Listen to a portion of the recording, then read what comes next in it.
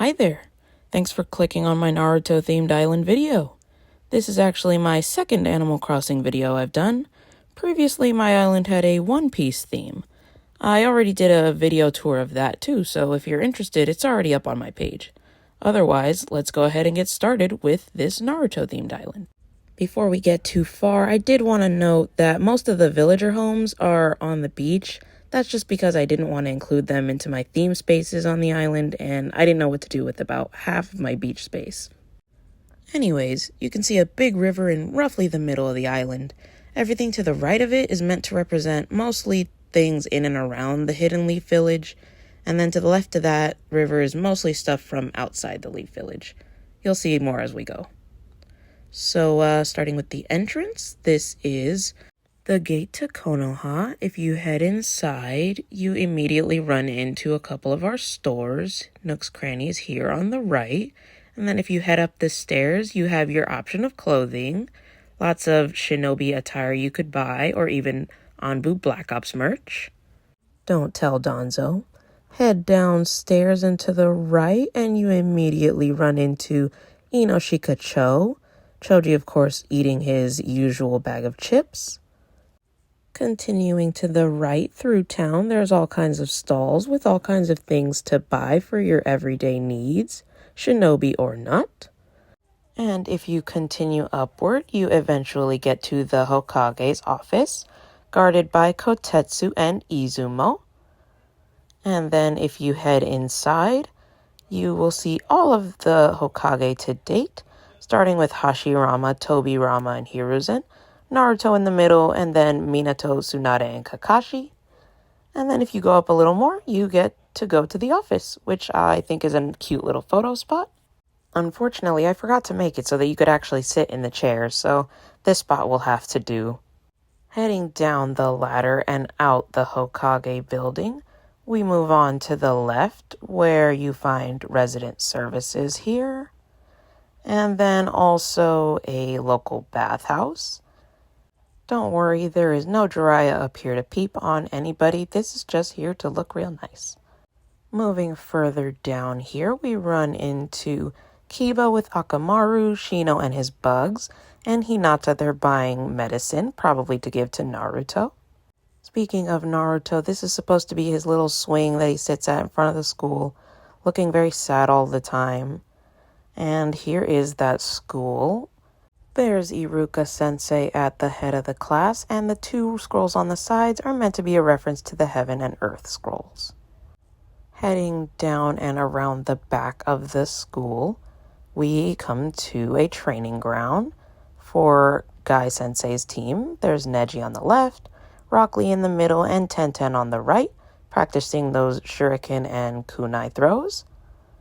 You can see where they've missed a few on the ground and in the trees in the background. Continuing to the right, no Naruto Island is complete without Ichiraku Ramen. Another great spot to take a photo with Naruto and Iruka-sensei as you chow down on some noodles. As long as Iruka-sensei is the one paying, of course. If you head to the right, you go up the stairs and you have a great view of the Hokage stone faces. I got this design off of somebody on Instagram. I'll definitely link them down below because it looks absolutely amazing and there's no way I could have done anything like that. I also included some paint buckets back here in the back from the first episode when Naruto painted all over them. Moving along back to the left here, past the training grounds and out the back of the village, we run into Naruto working on his chakra nature, with Yamato here on the right and Kakashi-sensei on the left. If you go around this to the back, you come to the secret beach, which is the inside of Naruto, where Kurama is. I know it's a bit hard to see, get the right angles and stuff, but it is definitely there, and I thought it was very cute. We're not quite done with the right side yet, but I did want to pop over to the left for just a second to show off this little area that I made of Kakashi with his summoned dogs. I know, very cute. He's my favorite, so I had to give him his own special area. Anyways, back to the right here. Around the back of the village, you can see some of the most famous Uchihas on the left and the famous Senjus on the right, which means this can only be the Battle of the Valley of the End. I actually prefer Naruto and Sasuke's fight at the end of the original Naruto over the one at the end of Shippuden, and that mainly gets chalked up to me not liking Sasuke as the series went on. But that's a video for a whole other day. Continuing on to the right here, we come to the end of the very first episode of Naruto, where he summons all of those shadow clones for the very first time in defense of Iruka-sensei. He's down there with the forbidden scroll there on the right. Side note, it took me a very long time to set up that many of Naruto's original outfits. Believe it. Moving on to the right here, we have Shikamaru and Asuma playing shogi. And then up here we have Hinata and Naruto's kiss at the end of the Naruto movie. A little bit further down the beach here, we have the Sasuke retrieval team, and those music notes are supposed to be the sound for, who are taking Sasuke to Orochimaru. Heading back around and into the heart of the village here, we're going to go through another side gate to get to a different part of the beach. Oh, sorry, Peko. No time to talk right now. In the middle of a tour. It's okay, we'll talk later. We'll go through this side gate here next to the Hokage building. I wanted to do a small wedding area to just show all the couples that ended up together. So there's Karui and Choji on the left, Ino and Sai on the right there. Guy and Kakashi aren't married, but I just thought it'd be cute to include them there. There's Temari and Shikamaru. Poor Neji didn't make it. Sakura and Sasuke, of course. And last but certainly not least, Naruto and Hinata, of course, with Iruka-sensei there in the part of Naruto's father. That scene where Naruto asks Iruka to take on the role of his father in the wedding was so good. Oh, it was one of the best moments of the show for sure. Heading back through the entrance now, we're going to go to the last part of the beach here on the right side, which contains the hospital. There's Rock Lee recovering from that match with Gaara in the Chunin exams. And if we go to the roof of the hospital, we have that fight between Sasuke and Naruto, where Sasuke thinks that he won the fight because his tank is spilling more water from the front. But then you go to the back and obviously Naruto's is completely busted open. And then for my peninsula, I have Team 7's bell test, where they're talking about how those who break the rules are scum, but those that leave their friends are worse than scum. And then I made sure to include their team photo because I love that team photo. It's so cute to me. Represents their personalities perfectly, honestly. Cutting across to the left here, still in the village, here is a grave for Jiraiya Sensei. And a little further to the left, we have the Anbu Black Ops standing outside of the Uchiha district. All the blood, obviously, lots of people died. And this is a photo spot of that night. There's Sasuke in the street as Itachi looks on from above.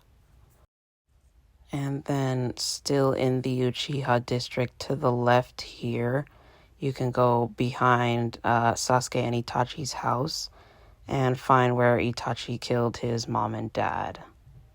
I don't know how Margie could just sit over here and read with all this blood around. But anyways, leaving the Uchiha district here, we are at the Land of Fire's cemetery. Very small but mighty. And so now we're ready to cross the bridge into the other side of the river. So mostly a few more things, more so outside of the Hidden Leaf Village. But here's Sai with his drawings of his super beasts. And to the right here, we get to what is eventually known as the Great Naruto Bridge. But in the original Naruto, it's where Team 7 faces off against Zabuza and Haku. The ice is for Haku's Kekkei Genkai, obviously. And then here is the entrance to the Akatsuki hideout, complete with those 5 paper bombs that all need to be ripped off at the same time in order to get through. if you go up the ladder and then down another ladder, you get to my house, which is actually the inside of that Akatsuki hideout. Each room is actually themed after a different member of the Akatsuki, except this main room here. This has all of them here, and their goal was obviously to get all of the tailed beasts. The first room we're going to check out is actually upstairs, and it is themed for Sasori, a battle of the puppets between him and Granny Chio and Sakura there. I had a hard time figuring out how to represent, puppets. Yeah, it was very hard, but you get the point. Heading downstairs. In the basement, we have Orochimaru's lab. Of course, lots of snakes and experimentation going on. The wood is for Hashirama. Obviously, he was looking into those Hashirama cells. And in the tank, there's all kinds of bones and creatures that he was mixing together. Looking for a way to make himself immortal. Heading back upstairs. We're gonna take the room to the right next. And this room is for Hidan, and it's to represent his battle with Shikamaru when he finally gets revenge for Asuma. There's his broken staff there, and he's in his magic circle, surrounded by all those paper bombs in the forest. I love that moment for Shikamaru. I'm so glad he dealt with that, because watching Shikamaru have that breakdown when Asuma died was really, really sad. Anyways, going into the center room here, we have Sasuke confronting Itachi. Obviously, they're both trying to use Genjutsu, so it doesn't even look like they're moving. And there's White Zetsu there in the corner, always watching. And Itachi's crows there above the throne. Another really sad moment in the show. And then finally, we're going to go to this room on the left here. And it's the Hidden Rain Village, where Jiraiya confronts all the 6 paths of pain. There's Pain's eyes watching, and obviously Jiraiya does not end up making it out of this confrontation. So yeah, that was my whole house. A bit depressing for the good guys, but I wanted to give the bad guys just a little bit of time to shine as one of the best and most notable villain groups of all time. Back outside now, we're going to go back the way that we came.